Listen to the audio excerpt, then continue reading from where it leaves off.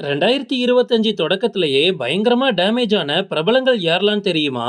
லிஸ்ட்ல நம்ம ஃபர்ஸ்ட் பார்க்க போறது நயன்தாரா. நயன்தாராவும் விக்னேஷ் சிவனும் எப்போ கல்யாணம் பண்ணிக்கிட்டாங்களோ அதுல இருந்தே நயன்தாரா நிறைய சர்ச்சைகள்ல மாட்டிக்கிட்டாங்க. அதுலயும் முக்கியமா 2025ல அவங்கள சும்மா வச்சு செஞ்சுட்டாங்க அப்படின்னே சொல்லலாம். முக்கியமா அவங்க நார்மல் பீப்புள் இல்ல அப்படின்ற டைலாக் பட்டி தொட்டி எங்கும் பயங்கர ஹிட் ஆயிடுச்சு. அந்த அளவுக்கு நயன்தாராவை ஒரு ட்ரோல் மெட்டீரியலா மாத்த ஆரம்பிச்சிட்டாங்க. இன்ஸ்டா யூடியூப் பிரபலங்களை நேர்ல கூப்பிட்டு தன்னோட வியாபாரத்தை வளர்க்க நினைச்சாங்க நயன்தாரா.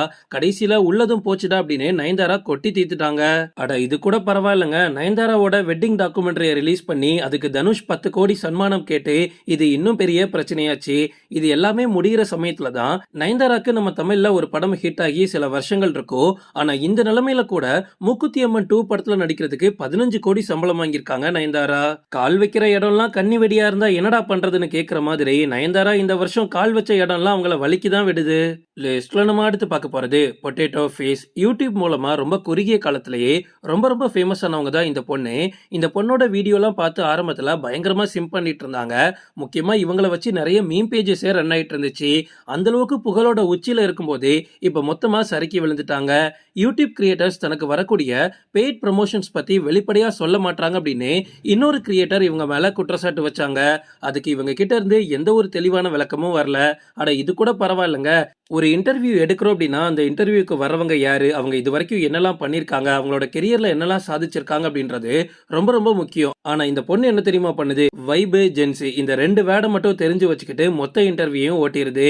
இனிமே இந்த பொண்ணோட இன்டர்வியூக்கு போனோம் அப்படின்னா அந்த பொண்ணை மட்டும் இல்ல நம்மளையும் சேர்த்து தான் ட்ரோல் பண்றாங்க. லிஸ்ட்ல நம்ம அடுத்து பார்க்க போறது சீமான். நாம் தமிழர் கட்சியோட தலைவர் சீமானுக்கு ஒவ்வொரு வருஷமும் ஏதாவது ஒரு பேரிடி விழுந்துகிட்டே தான் இருக்கும்.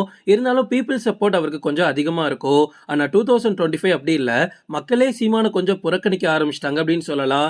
இந்த வருஷம் பெரிய அளவுல இவர் அடி வாங்கியிருக்காரு. அதுலயும் முக்கியமா சீமான் பிரபாகரனை பார்த்ததே கிடையாது, அவர் கூட எடுத்த போட்டோ எல்லாமே கிராபிக்ஸ் அப்படின்னு பகிரங்கமா குற்றச்சாட்டு வைக்கப்பட்டிருந்தது. அட அது கூட பரவாயில்லைங்க, அந்த போட்டோவை எடிட் பண்ணதே நான் தான் அப்படின்னு ஒரு எடிட்டர் பேட்டியிலேயே சொல்லிட்டு சீமான் பிரபாகரனை பார்த்ததாகவும் அவர் கூட என்னெல்லாம் பேசியிருக்கேன் அப்படின்னு நிறைய மேடைகள்ல பேசியிருக்காரு. அவர் இந்த ஒரு போட்டோ வச்சே நிறைய ப்ரமோஷனும் பண்ணிருக்காரு. ஆனா கடைசியில இவங்க 2 பேரும் மீட் பண்ணிக்கிட்டதே கிடையாதான். அட இது கூட பரவாயில்லன்னு வைங்களேன், எல்லா வருஷமும் விஜயலட்சுமி ஏதாவது ஒரு மாசம் சீமான பத்தி பேசி வீடியோ வெளியிட்டுருவாங்க. அதை பத்தி சீமான் கிட்ட ஏதாவது ஒரு பிரஸ் மீட்ல கேட்டோம் அப்படின்னா அதை அப்படியே தட்டி கழிச்சிட்டு வந்தாரு. ஆனா இந்த வாட்டி அப்படி இல்ல, மனுஷன் அவரே நொந்து போய் ஓப்பனா பேசிட்டாரு. லிஸ்ட்ல நம்ம அடுத்து பார்க்க போறது மிஸ்கின். நம்ம தமிழ் சினிமாவில் இருக்கக்கூடிய டைரக்டர்ஸ்ல ரொம்பவே போல்டான ஆள் மிஷ்கின். இவர் நிறைய மேடைகள்ல சர்ச்சைக்குரிய பேச்சுக்களை பேசினாலும் அதை பத்தி கவலைப்படாம ரொம்ப தைரியமா இருப்பாரு. இந்த வாட்டியும் ஒரு பட வெளியீட்டு விழாவுல ஓப்பனா கெட்ட வார்த்தையில பேசியிருப்பாரு. ஆனா எல்லா வாட்டியும் மாதிரி இந்த வாட்டி இல்ல, மொத்த பிரபலங்களும் மிஷ்கினுக்கு எதிரா திரும்பிட்டாங்க. அவருக்கு ஆதரவு தரவங்க ஒரு பக்கம் அப்படின்னா அவர் அப்படி பேசினதுக்கு கண்டனம் தெரிவிச்ச பிரபலங்கள் இன்னும் அதிகம். அதுக்கு அவர் பொதுவெளியில ஓப்பனா மன்னிப்பும் கேட்டிருந்தாரு. லிஸ்ட்ல நம்ம அடுத்து பார்க்க போறது விஜய் சித்து. யூடியூப் சேனல் ஆரம்பிச்சு ரொம்ப குறுகிய காலத்திலேயே கிட்டத்தட்ட 4 மில்லியன் சப்ஸ்கிரைபர் சம்பாதிச்சிருக்காரு அப்படின்னா விஜய் சித்துக்கு மக்கள் மத்தியில எந்த அளவுக்கு ஃபேம் இருக்கும்னு யோசிச்சு பாருங்க. இதுவரைக்கும் இவரை பத்தி எந்த ஒரு நெகட்டிவ் விமர்சனங்களும் வராம சேனலையும் ரொம்ப சக்சஸ்ஃபுல்லா ரன் பண்ணிட்டு இருந்தாரு. முக்கியமா 2024லாம் விஜய் சித்துவை ஒரு அடுத்த கட்டத்துக்கு எடுத்துட்டு போயிடுச்சு அப்படின்னு சொல்லலாம். ஆனா 2025 படு மோசம். ஏன்னா சில வாரங்களுக்கு முன்னாடி தான் கூட வேலை செய்யறவங்களை கொஞ்சம் கூட அவர் மதிக்கிறது இல்ல, மட்டம் தட்டி பேசுறாரு.